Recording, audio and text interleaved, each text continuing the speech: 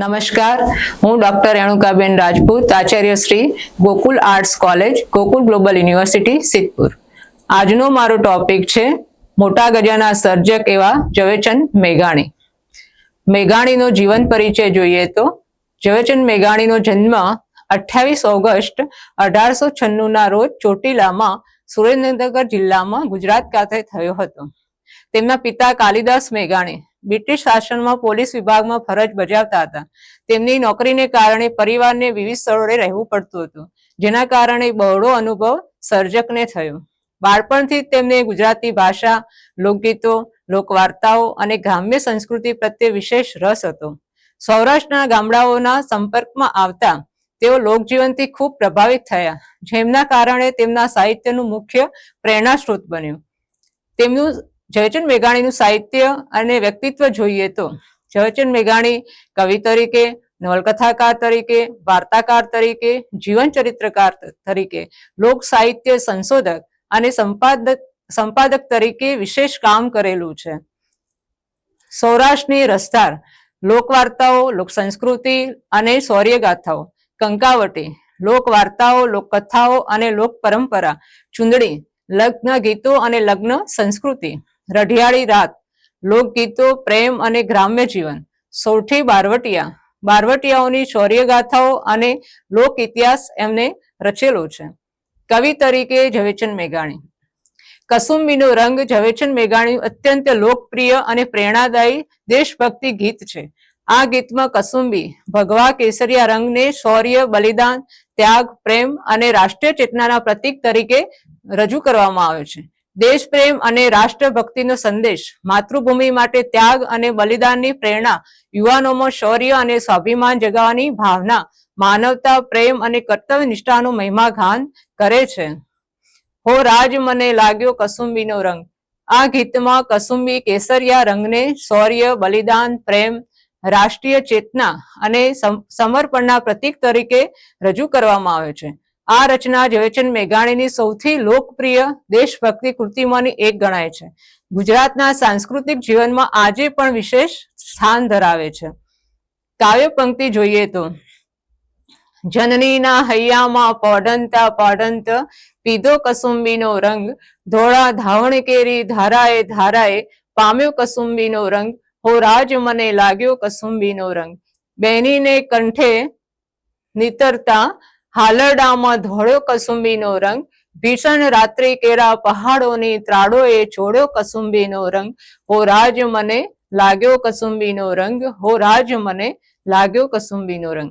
ઝવેરચંદ મેઘાણીની કસુંબીનો રંગ ગીત દેશ પ્રેમ, શૌર્ય, બલિદાન, માનવતાની ભાવનાથી ઓતપ્રોત છે અને કસુંબી કેસરી રંગ માત્ર એક રંગ નથી, પરંતુ વીરતા, ત્યાગ, પ્રેમ, સ્વાભિમાન અને રાષ્ટ્રીય ચેતનાનું એક પ્રતીક છે. કવિ કહે છે કસુંબીનો રંગ તેમના જીવનમાં સંપૂર્ણ રીતે રેલાઈ ગયો છે. આ રંગ તેમને માતાના સ્નેહ, વીર સૈનિકોના બલિદાન, સંતોના ત્યાગ અને સ્વાતંત્ર્ય સેનાનીઓના સંઘર્ષની યાદ અપાવે છે. આ રંગ માણસને અન્યાય સામે લડવાની, સત્યના માર્ગે ચાલવાની, દેશ માટે સર્વસ્વ અર્પણ કરવાની પ્રેરણા આપે છે. ગીતમાં કવિ દર્શાવે છે કે વ્યક્તિના જીવનમાં કસુંબી રંગ ચડે તે નિર્ભય, કર્તવ્યનિષ્ઠ અને રાષ્ટ્રપ્રેમી બને છે. આ રંગ પ્રેમ, કરુણા અને માનવતાનો પણ સંદેશ આપે છે. તેથી કસુંબીનો રંગ માત્ર બાહ્ય શણગાર નથી, પરંતુ આંતરિક મૂલ્યો અને આદર્શોનું પ્રતીક છે. બીજું કાવ્ય જોઈએ તો ઝવેરચંદ મેઘાણીનું ચારણ કન્યા. ચારણ કન્યા ઝવેરચંદ મેઘાણી અત્યંત પ્રસિદ્ધ શૌર્ય પ્રધાન કવિતા છે. આ કવિતામાં ચારણ સમાજની એક નિર્ભય અને સ્વાભિમાની અને સાહસિક કન્યાનું ચિત્રણ કરવામાં આવ્યું છે. તે પોતાની હિંમત અને અડગ મનોબળથી ભયંકર સિંહનો સામનો કરે છે. કવિતા દ્વારા કવિએ સ્ત્રી શક્તિ, શૌર્ય, આત્મગૌરવનો મહિમા ગાયો છે. 14 વર્ષની ચારણ કન્યા, ચુંદડિયારી ચારણ કન્યા, શેષવારી ચારણ કન્યા, બાળી ભોળી ચારણ કન્યા.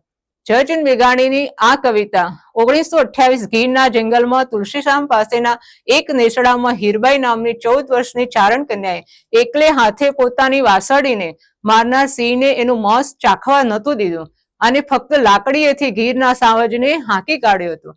દુલાભાયા કાગના આ શબ્દો જોઈએ તો તુલસીશ્યામથી 2 ગાઉ અમે ખજૂરીને નેસડે હતા, ત્યાં રીડ થઈ સાવજ ડણક્યો, હાકોટા થવા માંડ્યા, રોડકોડ વેળા થઈ હતી, ખાડું ધણ ઝૂંપડે આવ્યા હતા, તેમાંથી હીરબાઈ કરી એક ચારણબાઈની વાસળીને સાવજે પાદરમાંથી ઉપાડી અમે બધા દોડ્યા. 20 જણ હતા. જ્યાં ધાડ પાસે ચડ્યા તો હીરબાઈ ક્યારની ત્યાં પહોંચી ગઈ હતી. મરેલી વાછડીની બાજુમાં એ ચારણ કન્યા સાવજ સામે સાંટો વીંઝતી હતી. સાવજ 2 પગે સામો થઈને હોકારા કરતો હતો. બાઈ સાવજના ફીણથી નાઈ રહી હતી, પણ ઘાયને ચારણીબાઈએ સાવજને માંસ ચાખવા નહોતું દીધું. એ વખતે ચારણ કન્યા ગીત મેઘાણીબાઈએ કાગળ અને કલમ સિવાય સુંદર રચના કરી હતી. એમનું શરીર આખું જાગી ગયું હતું, આંખો લાલ થઈ ગયેલી અને સાવજ સામે એ પણ દોડવા લાગેલા. અને આ દ્રશ્ય ખરેખર દુલાભાયા કાગે નજરે જોયેલું દ્રશ્ય છે. એમાંથી ચારણ કાવ્ય કહેવાની રચના સુંદર રીતે થયેલી જોવા મળે છે. ગીરના જંગલમાં સિંહ એક લોકો અને પશુઓ માટે ભયનું કારણ બને છે. ત્યારે એક ચારણ કન્યા નિર્ભયતાથી તેની સામે ઊભી રહે છે. પોતાના અડગ આત્મવિશ્વાસ અને સાહસના બળે સિંહને પાછો હટવા મજબૂર કરે છે. આ ઘટનાથી સ્પષ્ટ થાય છે કે સાચી વીરતા શારીરિક બળમાં નહીં, પરંતુ મનોબળ અને નિર્ભયતામાં રહેલી છે. ચારણ કન્યા ગુજરાતી સાહિત્યની શ્રેષ્ઠ વીર રસ પ્રધાન કવિતાઓમાંની એક છે. આ કવિતા ઝવેરચંદ મેઘાણી લોક સંસ્કૃતિ પ્રત્યેની સમાજ અને શૌર્ય પ્રેમનું ઉત્તમ ઉદાહરણ આપે છે. મેઘાણી ગુજરાતી સાહિત્યમાં ખરેખર મેઘાવી પ્રતિભા ધરાવે છે. એમને ઘણા મોટા ગજાના માનવી છે અને ઘણું બધું સાહિત્ય ભેટ ધર્યું છે ગુજરાતી સાહિત્યને. અસ્તુ.